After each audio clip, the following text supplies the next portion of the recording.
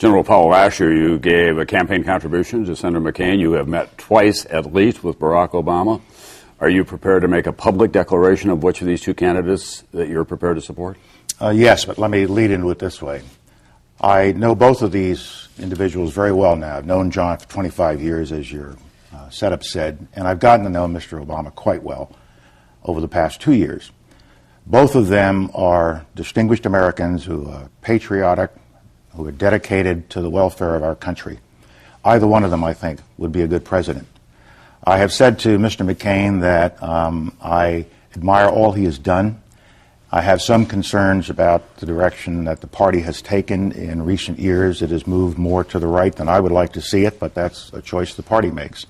And I've said to Mr. Obama, you have to pass a test of, do you have enough experience, and do you bring the judgment to the table that would give us confidence that you would be a good president? And I've watched them over the past 2 years, frankly, and I've had this conversation with them. I have especially watched over the last 6 or 7 weeks as both of them have really taken a final exam with respect to this economic crisis that we are in and coming out of the conventions.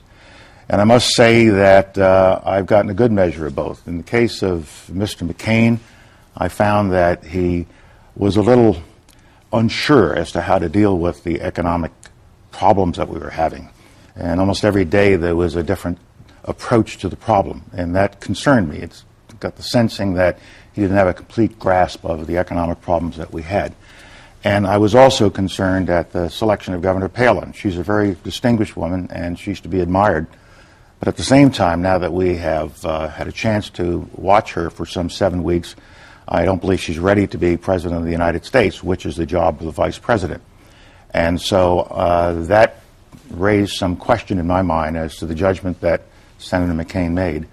On the Obama side, I watched Mr. Obama, and I watched him during this 7-week period, and he displayed a steadiness, an intellectual curiosity, a depth of knowledge, and an approach to looking at problems like this and picking a vice president that I think is ready to be president on day one, and also in not just jumping in and changing every day, but showing intellectual vigor.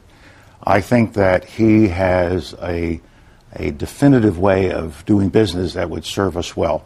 I also believe that on the Republican side, over the last 7 weeks, the approach to the Republican Party and Mr. McCain has become narrower and narrower. Mr. Obama, at the same time, has given us a more inclusive, broader reach into the needs and aspirations of our people. He's crossing lines, ethnic lines, racial lines, generational lines. He's thinking about all villages have values, all towns have values, not just small towns have values. And I've also been disappointed, frankly, by some of the approaches that Senator McCain has taken recently, or his campaign has, on issues that are not really central to the problems that the American people are worried about. This Bill Ayers situation that's been going on for weeks became something of a central point of the campaign. But Mr. McCain says that he's a washed-out terrorist, but then why do we keep talking about him?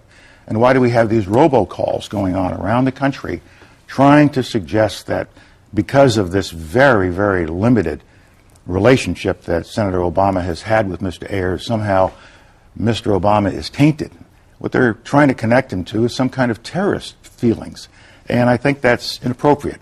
Now, I understand what politics is all about. I know how you can go after one another, and that's good. But I think this goes too far, and I think it has made the McCain campaign look a little narrow. It's not what the American people are looking for.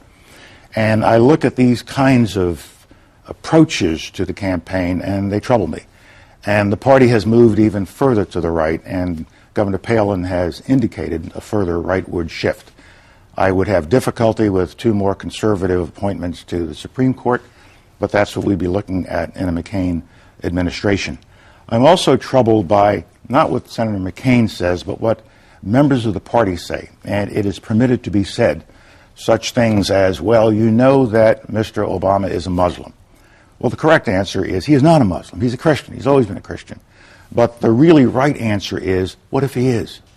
Is there something wrong with being a Muslim in this country? The answer is no. That's not America. Is there something wrong with some 70-year-old Muslim American kid believing that he or she could be president? Yet I have heard senior members of my own party drop this suggestion. He's a Muslim and he might be associated with terrorists. This is not the way we should be doing it in America. I feel strongly about this particular point because of a picture I saw in a magazine. It was a photo essay about troops who were serving in Iraq and Afghanistan. And one picture at the tail end of this photo essay was of a mother in Arlington Cemetery. And she had her head on the headstone of her son's grave.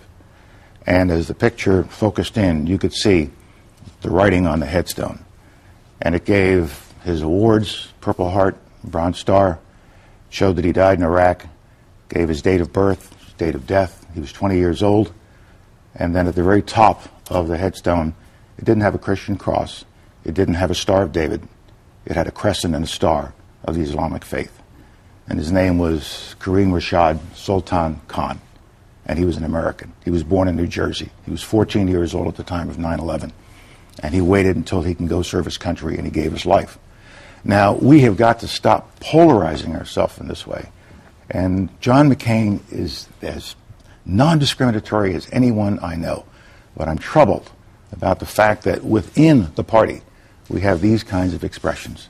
So when I look at all of this, and I think back to my Army career, we've got two individuals, either one of them could be a good president. But which is the president that we need now? Which is the individual that serves the needs of the nation for the next period of time?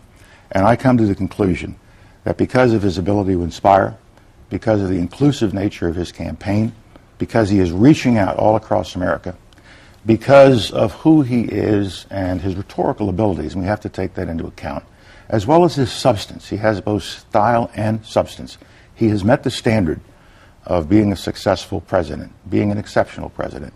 I think he is a transformational figure. He is a new generation coming into the world, onto the world stage, onto the American stage, and for that reason, I'll be voting for Senator Barack Obama.